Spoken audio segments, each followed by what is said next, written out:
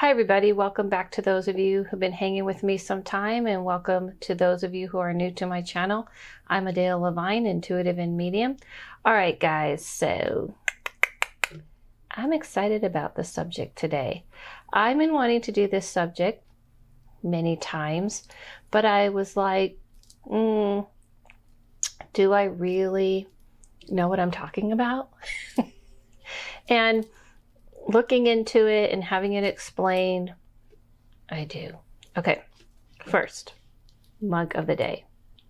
Okay, I have to explain this. This mug I gave to Citric, and it is the word jabbering. Can you see it? He created this word during like overtime, and the explanation of it is telling someone that they are boring with an attitude. See that? And I got it on a mug. So hopefully this video isn't boring for you. See how I work that in?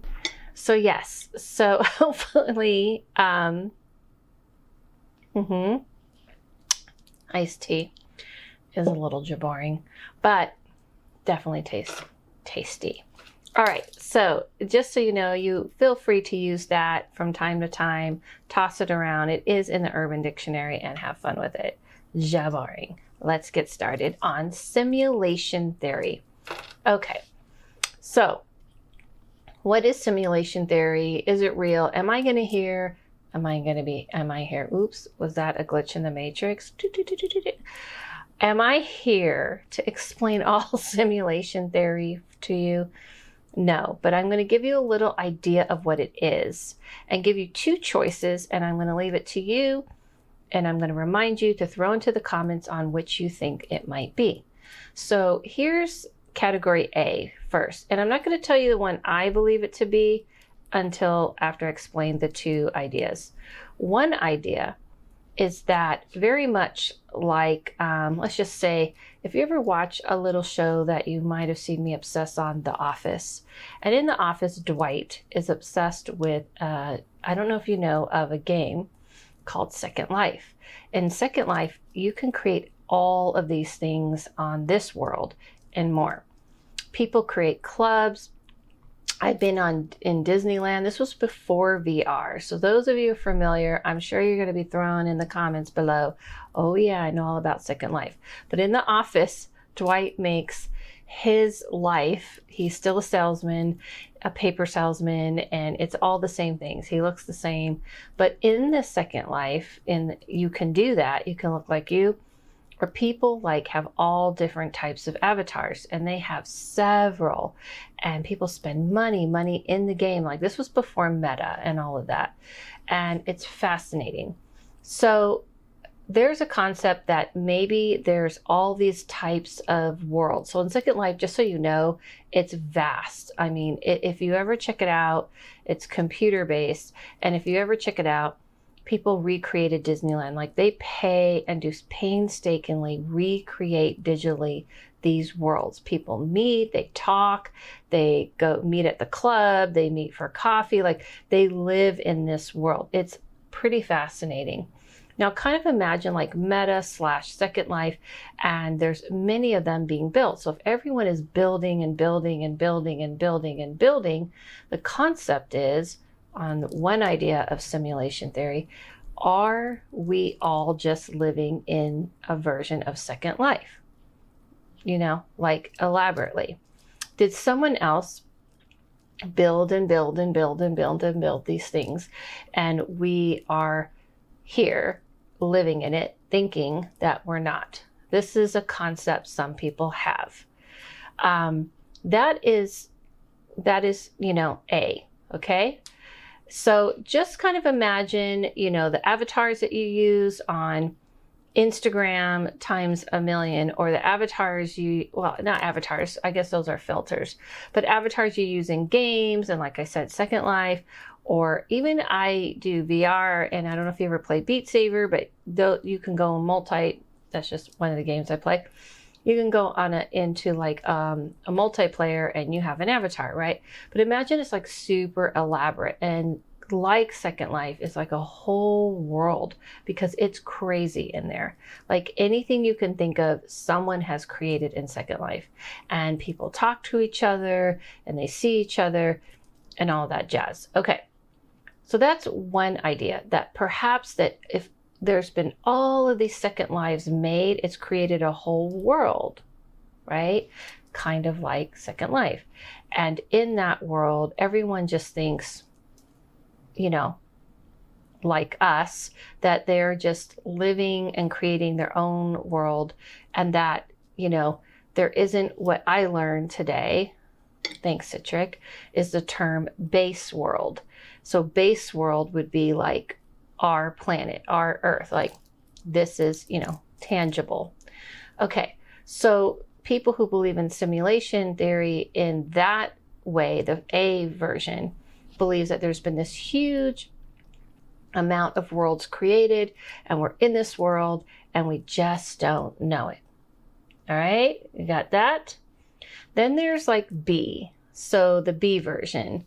The B version is the idea that maybe we are moving with all of this technology, these avatars that we are able to create, VR, AR, video games that are creating worlds, us learning, like even the filters that we use on Snapchat and Instagram and TikTok, and creating avatars all around, that maybe we're moving more and more towards this other kind of simulation world, that we're aware that we're creating these alternate type of universes, these mini worlds, that the mini world being like the AR world, the VR world, you know, on your, you know, a video game where you're like in that game, you're invested, you feel the things, you're invested in the people. And that is kind of like an intro to the idea of an alternate way of living, that we can move towards that this is the base world, that, you know, the physical world, this is our body, this is the earth, and we're moving towards this world. I think you're not going to be surprised if you have been following what I do and talk about, because a lot of the videos I've done up to now have kind of been leading to this. Like I've wanted to do things on quantum physics, on simulation theory and all that. And all of the little videos, I like to do videos and slices, have been leading to this, that of course I believe this is the base world. Here's one reason why I believe that. It's very barbaric. So in the column A, where people believe that it's kind of like the Matrix, right? That someone already created this world and we just wake up and, you know, we're here. Or, you know, that we're living in, you know, we don't realize we're living in this alternate world. There's like a new show, I forget the name. If you remember the name, throw it up.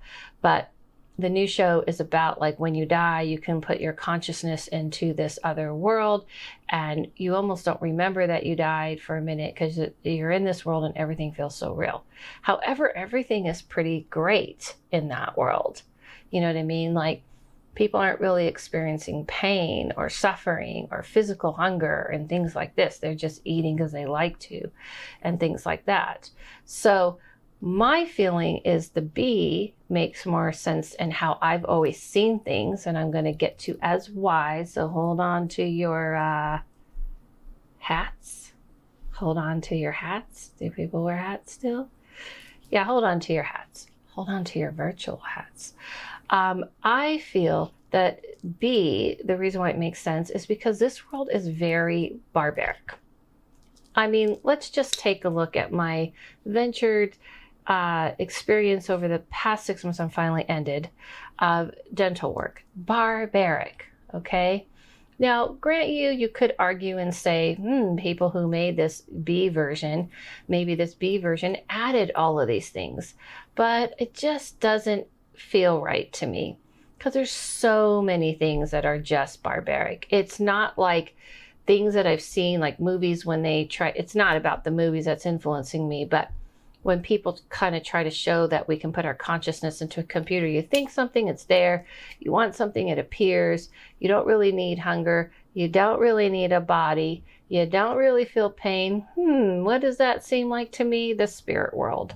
That is what I always talk about the spirit world being like. You don't need a body. There is no time. There is no limit to time and space.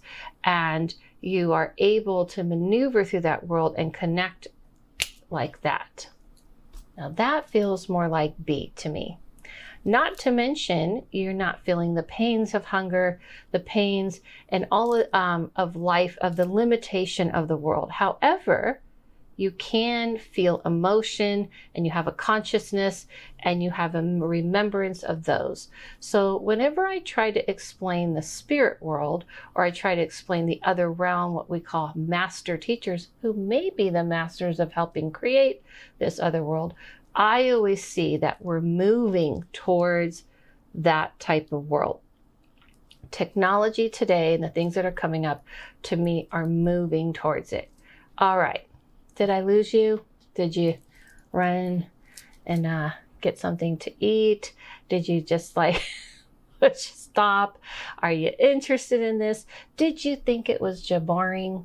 I don't think so. I feel like it's fascinating to me because as I've been reading for 19 years, yes, I'm going to say it again, 19 years. I said it last video, but I want to stress that to me, this journey has all been about trying to get people to see that I see that other world very much like what people describe simulation theory, meaning simulation theory in the B column, that we're moving more and more towards that.